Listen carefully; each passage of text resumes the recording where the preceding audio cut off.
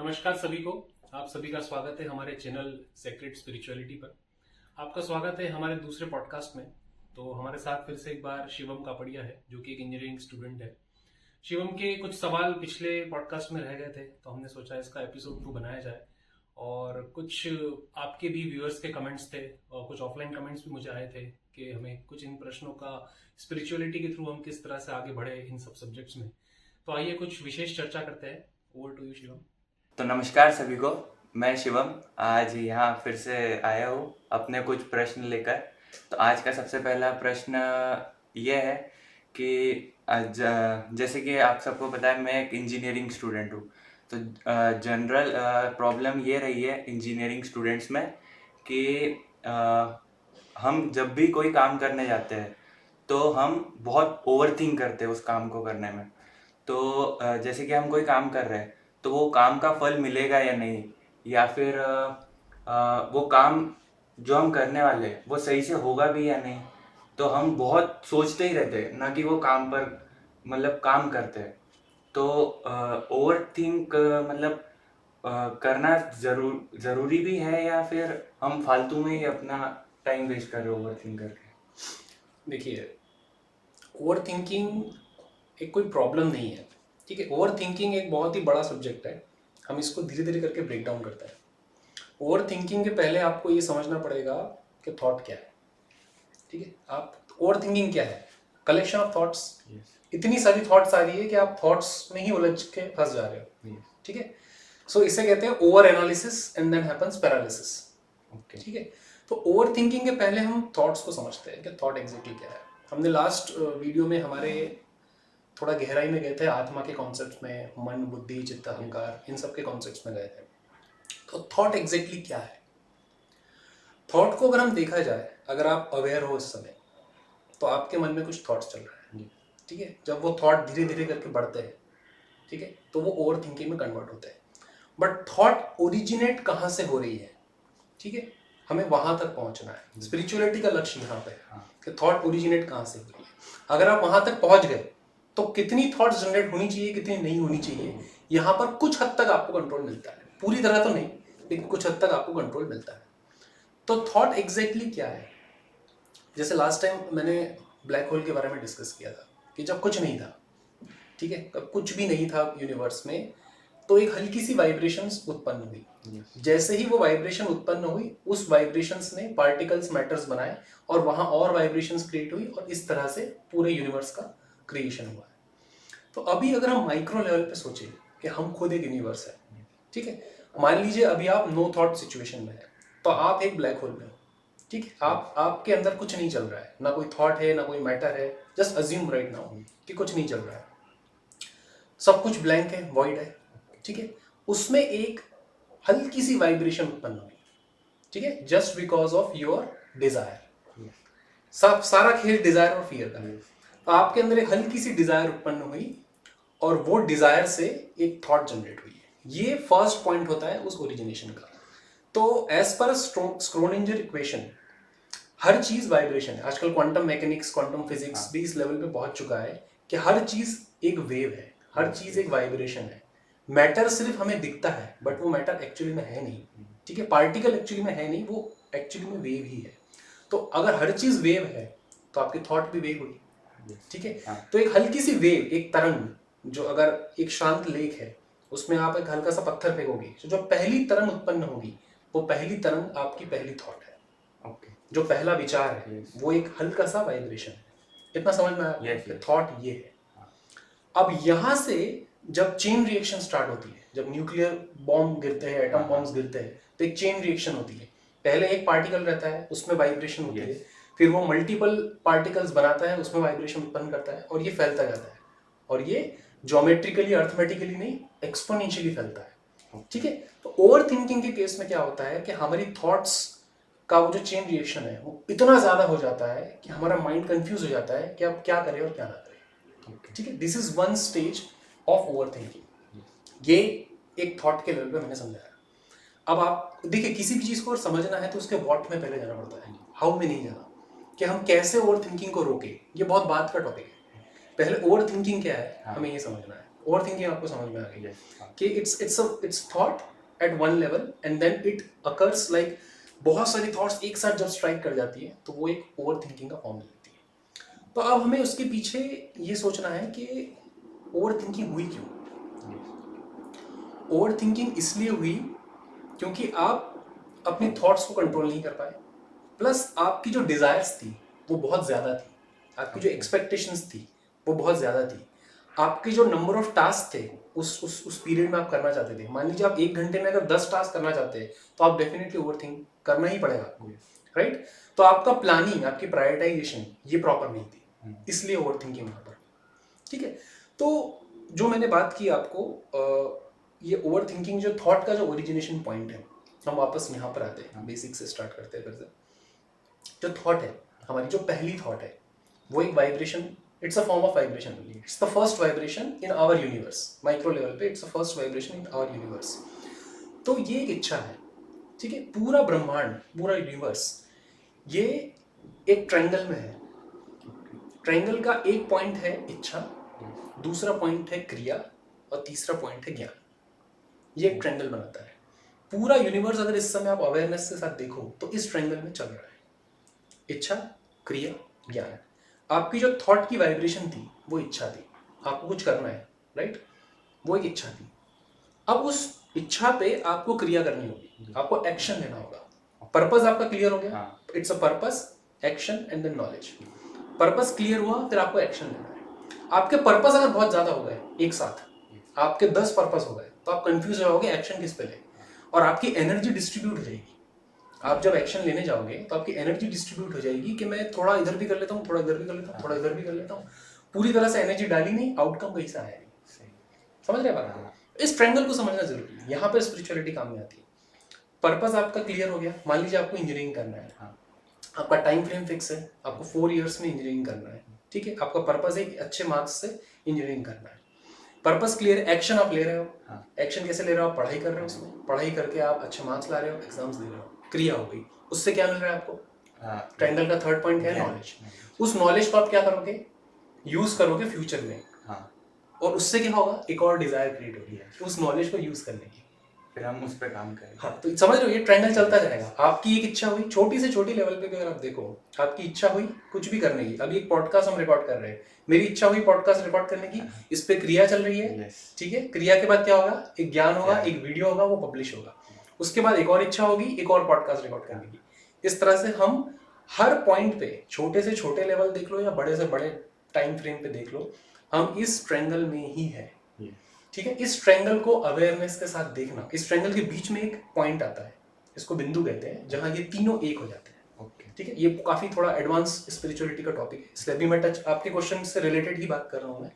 तो इस ट्रायंगल को कंप्लीट करते हुए हमें देखना है, जब ओवर थिंकिंग करते हो ऐसे बहुत सारे ट्रायंगल्स बन जाते हैं और आप एक साथ ये सारे ट्रायंगल्स कंप्लीट करने जा रहे हो, ठीक है। तो आप फ्रस्ट्रेट हो जाते हो, आपकी एनर्जी नहीं रहती है, रीडिस्ट्रीब्यूशन ठीक से नहीं होता है, इसलिए over thinking converts into frustration, sometimes convert into depression also, ठीक है। इस तरह से ये फ्लो को आप समझिए अच्छे से। ऐसा नहीं है कि ओवर थिंकिंग गलत भी है, कभी आपको ऐसा होगा कि जैसे आप कोई बहुत बड़ा कॉम्पिटिटिव एग्जाम देते हो, आपके पास टाइम कम रहता है और नंबर ऑफ क्वेश्चंस ज़्यादा रहते हैं और वो भी काफ़ी कॉम्प्लेक्स होते हैं, तो वहाँ ओवर थिंकिंग हेल्प भी करती है, ज़्यादा से ज़्यादा क्वेश्चन आप सॉल्व भी कर पाओगे ओवर थिंकिंग करके।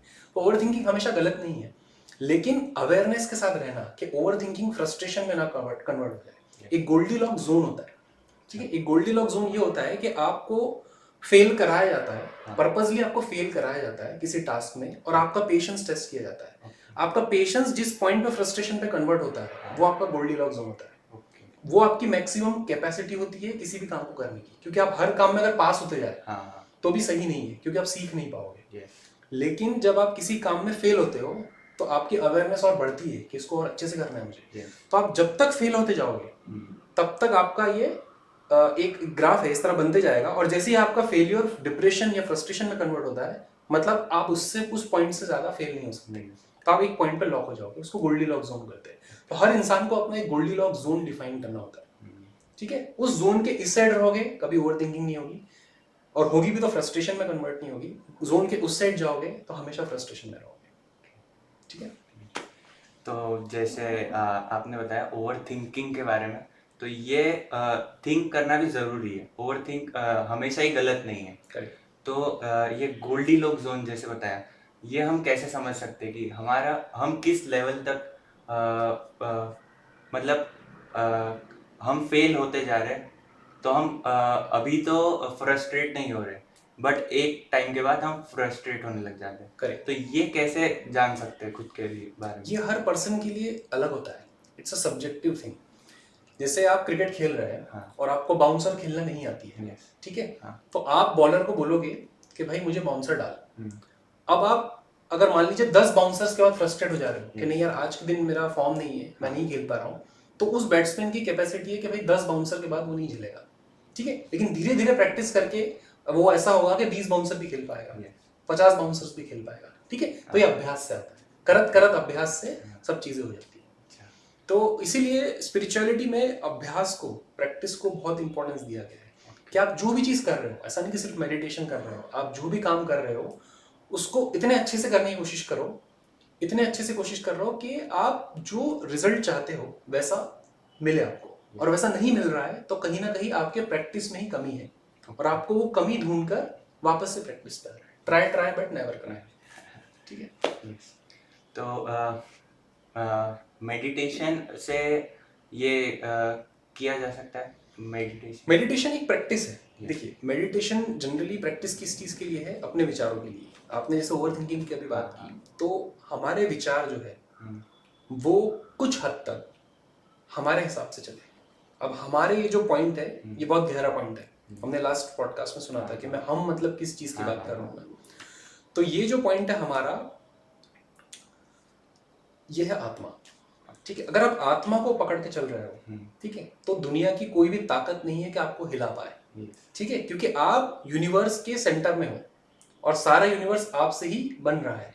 आप मतलब किससे? आपके विचारों से, ठीक है।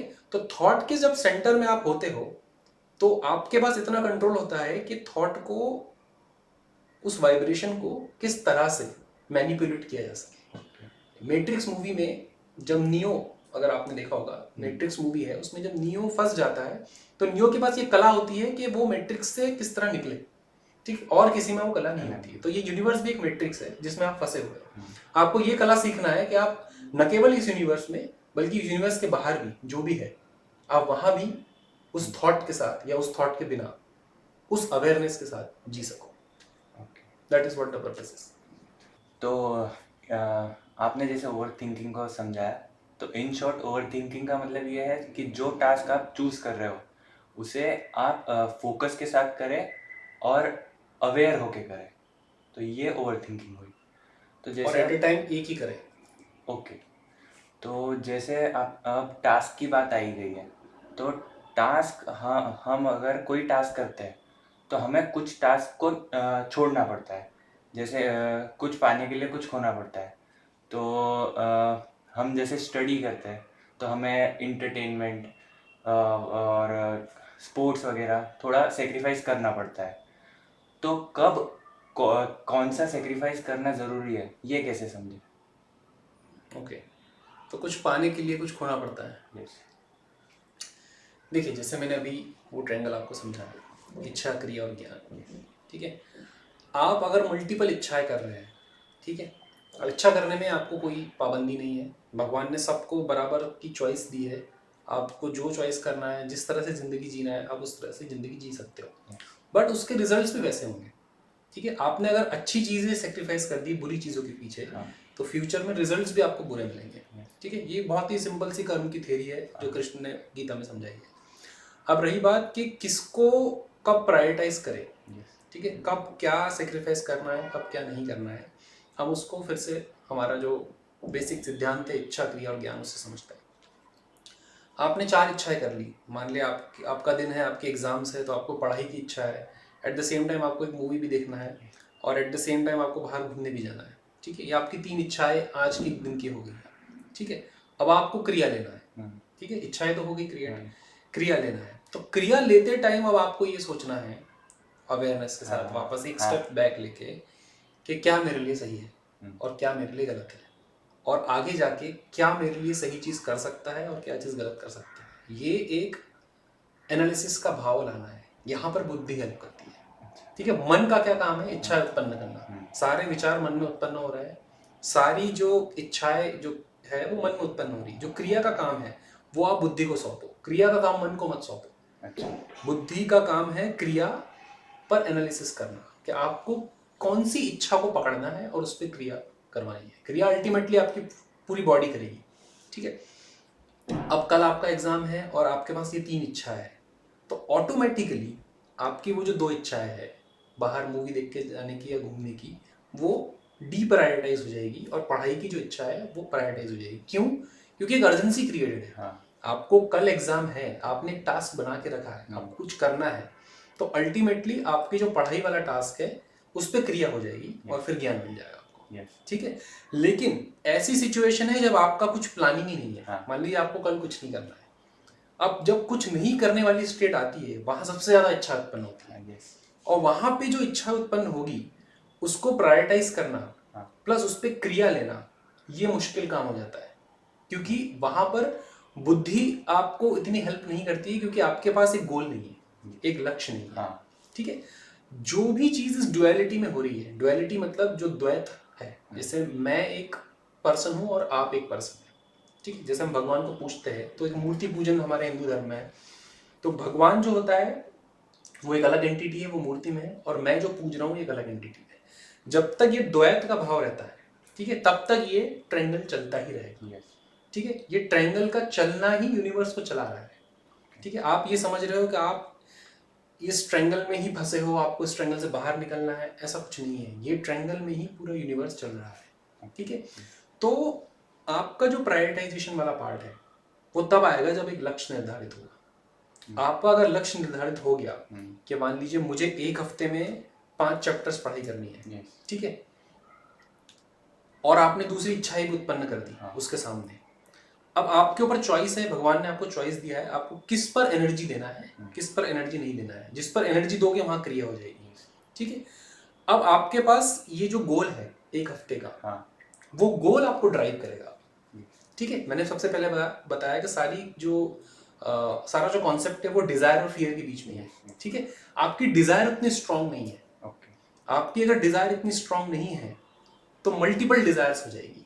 आपकी अगर एक ही डिजायर बहुत स्ट्रांग है तो मल्टीपल डिजायर्स हुई भी तो उनको उतनी एनर्जी नहीं मिलेगी। ठीक है, तो आपने क्या खोया और क्या पाया? अगर आप अद्वैत लेवल पे जाओगे तो कुछ खो नहीं रहे हो, नहीं कुछ पा रहे हो। ठीक है, वो एक अलग कॉन्सेप्ट है। लेकिन मैं एक स्टूडेंट के पर्सपेक्टिव से और कॉमन मैन के पर्सपेक्टिव से भी अगर बात करें कि सबको अगर दुनिया में रहना है तो कैसे करना है, तो ये ट्रायंगल को समझिए, प्रायोरिटाइज करिए, एनर्जी आपको कहाँ देनी है। आपकी इच्छाओं को ध्यान से देखो। पहले तो सबसे पहले एक सुबह उठ के टू डू लिस्ट बना लो। तो आपकी इच्छा है आपको दिखेगी। अगर आप कोई चीज लिख लेते हो ना तो वो चीज ज्यादा अच्छे समझ में आती है, क्योंकि विचारों में आप घूम सकते हो कि यार मैंने ये सोचा था, फिर इसके बाद ये सोचा था, फिर ये मुझे करना भी था या नहीं करना था। ये कंफ्यूजन क्रिएट होता है। तो आप एक लिस्ट ऑफ टास्क बना लो सुबह उठते ही और उसको प्रायोरिटाइज कर दो कि मुझे आज ये करना है, मुझे आज ये करना है, मुझे आज ये नहीं करना है। ये इच्छा उत्पन्न हुई है लेकिन आज नहीं, शायद कल करेंगे। तो आपकी एक लिस्ट बन गई। उसके बाद आप एक एक पे एक्शन ले सकते हो और अवेयरनेस के साथ देखो ट्रायंगल चल रहा है। ठीक है, आपका बस यही काम है उस ट्रायंगल को कंप्लीट करना। आप जितने ट्रायंगल्स कंप्लीट करते जाओगे उतना आप जीवन में आगे बढ़ते जाओगे। बस इच्छाएं सही होनी चाहिए। जो पहला कदम है ना, वो जो डिजायर वाला है, वो सही डायरेक्शन में होनी चाहिए। ओके, तो जैसे कि हम किसी टास्क के लिए किसी को छोड़ते हैं तो हमें पेन होता है कि मतलब हमने ये हम नहीं कर पाए, तो ये पेन कम कैसे करें? पेन देखिए 2 टाइप के पेन है इस समय देखा जाए तो। पेन एक होता है साइकोलॉजिकल पेन और एक होता है फिजिकल पेन। ठीक है, फिजिकल पेन को हम मेडिकल साइंस की मदद से अवॉइड करा जा सकता है। और फिजिकल पेन से जो सफरिंग होती है, जो साइकोलॉजिकली भी होती है, जैसे आपको अगर बुखार है तो एक फिजिकल पेन है जो कि अल्टीमेटली आपकी साइकोलॉजी को भी डिस्टर्ब कर रहा है।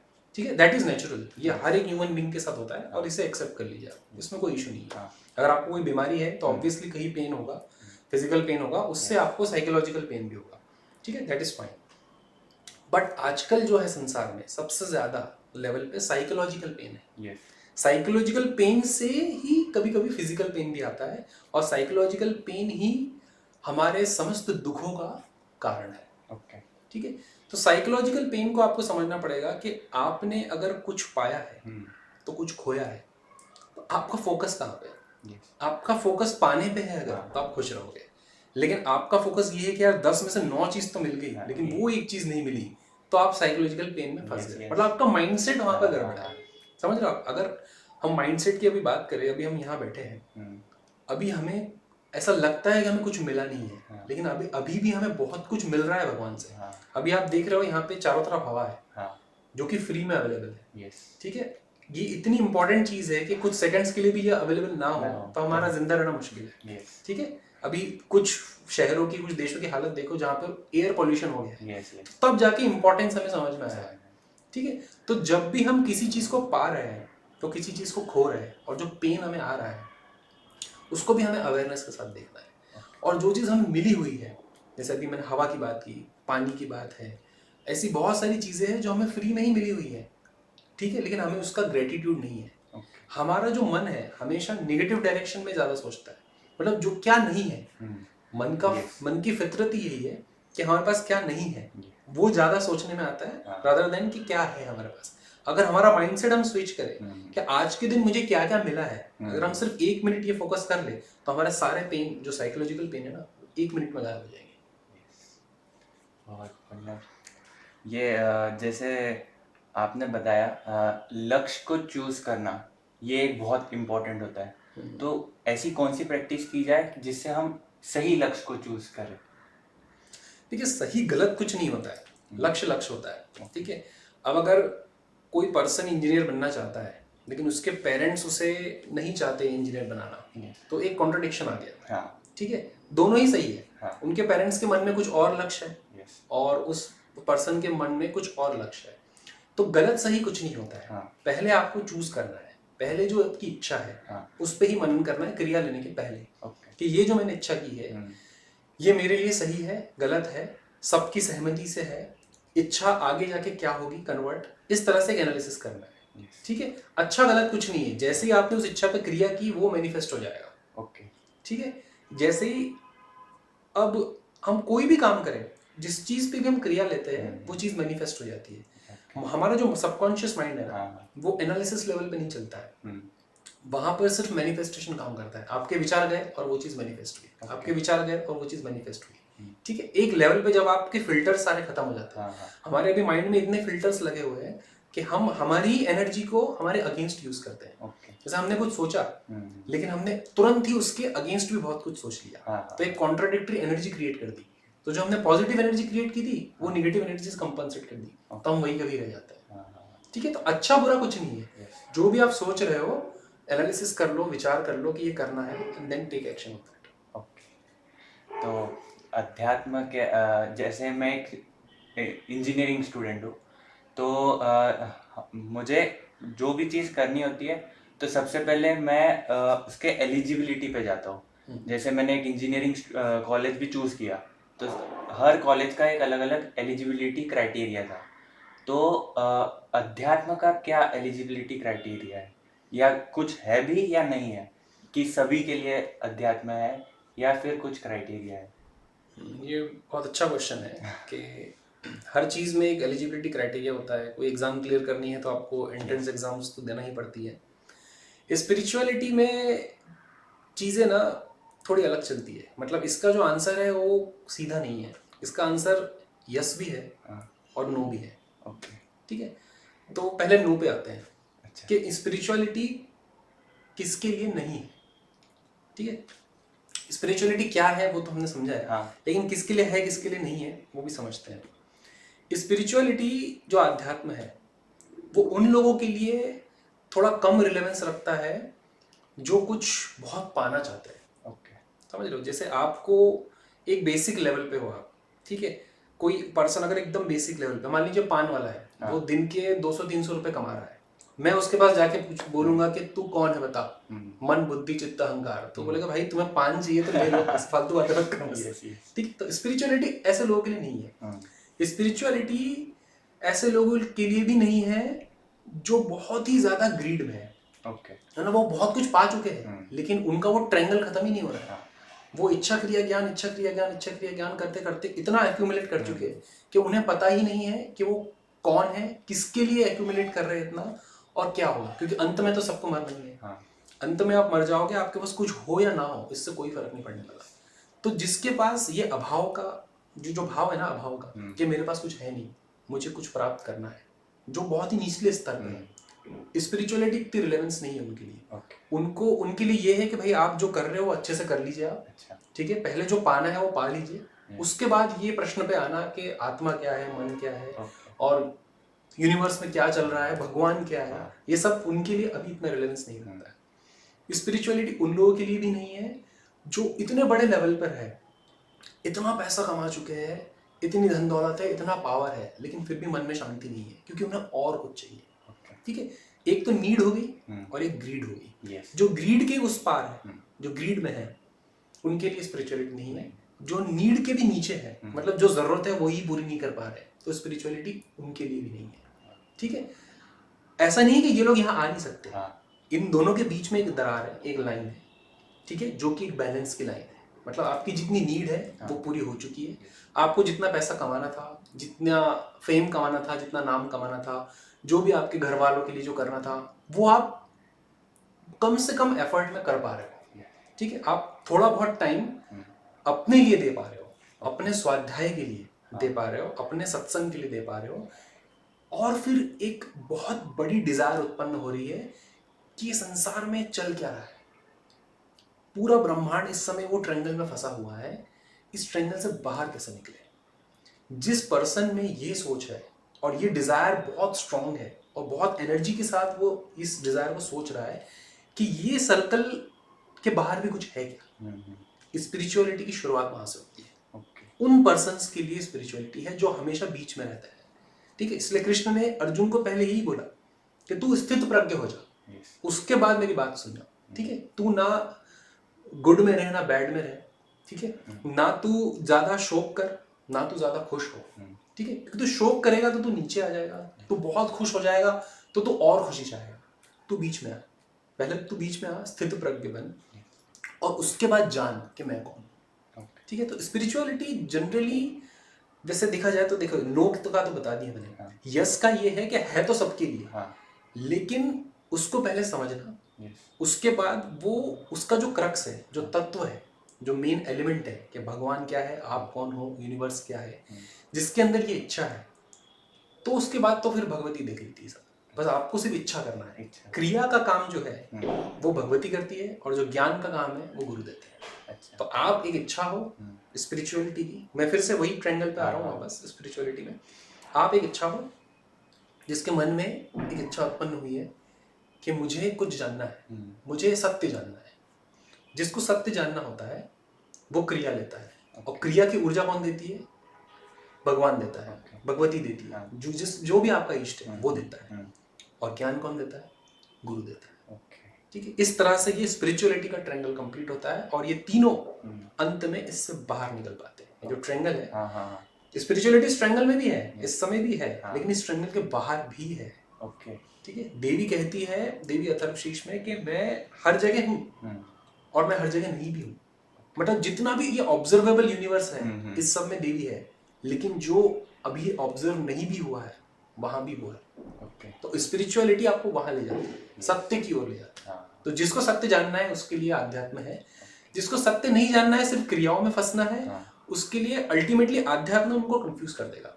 क्योंकि वो जो करना चाहते हैं वो सोचेंगे कि स्पिरिचुअलिटी के थ्रू वो हो, बट स्पिरिचुअलिटी के थ्रू कुछ नहीं होता है। जो होता है उसको करने से होता है, और वही स्पिरिचुअलिटी है। ये लोग नहीं जान पाते। ठीक है, तो मतलब सब बेसिकली आपको स्टेबल होना होगा। सबसे पहले तो आप स्टेबल हो जाइए, और फिर आप में वो इच्छा होनी चाहिए कि मुझे इस सर्कल के बाहर आना है। हाँ, आपको सत्य जानने की एक इच्छा होनी चाहिए कि सत्य क्या है। ये जो मैट्रिक्स है, क्या ये मैट्रिक्स ही सत्य है, या इस मैट्रिक्स के बाहर भी बहुत कुछ है जो कि अभी तक साइंस नहीं पहुंच पाया है। वो अगर आपकी इच्छा है तो spirituality you are most welcome in the world of spirituality. तो चलिए आज के पॉडकास्ट को यहीं पे विराम देते हैं, और मैं अपने व्यूअर्स से यही कहना चाहूँगा कि मैं आप ही की टीम में हूँ, और आप अपने क्वेश्चंस को कमेंट्स में लिखते जाइए। मैं बनूंगा माध्यम रवि तक वो क्वेश्चंस पहुंचाने के लिए। So thank you very much Ravi, मुझे यहाँ बुलाने के लिए। और आगे भी उम्मीद करता हूँ हमारे हमारे बीच ऐसी ही प्रकार की पॉडकास्ट होते रहेंगे। So thank you very much. Thank you Shivam for coming. So आप सभी से मेरा यही निवेदन है कि ये जो ज्ञान है, ये जो हमारा सनातन धर्म का स्पिरिचुअलिटी का ज्ञान है, इसे ज़्यादा से ज़्यादा फैलाएं और अपने क्वेश्चंस को कमेंट में डालें। जीवन में हल्के रहे, अवेयरनेस के साथ जिए। सब कुछ सही है, कुछ गलत नहीं है, लेकिन जो भी कर रहे हैं समझ के करिए। That's it. Thank you very much.